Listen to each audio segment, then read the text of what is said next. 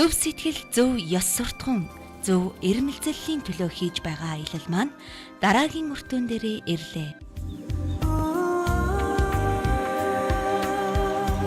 Сайн байцгаана уу эрхэм үзэгчдээ, та бүхнийхээ энэ өдрийн амар амгалан айлтгая. Ер нь датсан гэдэг маань сургууль гэсэн үг. Монголчуудын хувьд бол үнэхээр бат сүжигтэй. Юу хийж байгаа нь чухал биш.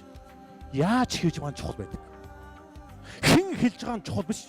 Юу хэлж байгаа нь чухал байдаг. Тэр нь зөв үйлдэл учраас, тэр нь буян учраас үр дагаварт нь сайн сайхан зүйл гарна гэж бодож байна. Сэтгэл данхны үүссэн тэр их үүсвэр нь юу байх ёстой гэхээр зөв байх ёстой гэдэг юм байна. Эн чинь зүгээр учиргүй юм гэж байдаг.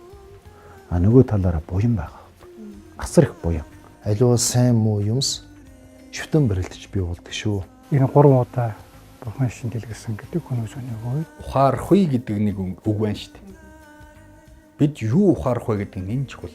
Үндэсний өв соёл хөгжил төслийг эрхэмлэх зөв телевиз үзэгчдээ баярлалаа.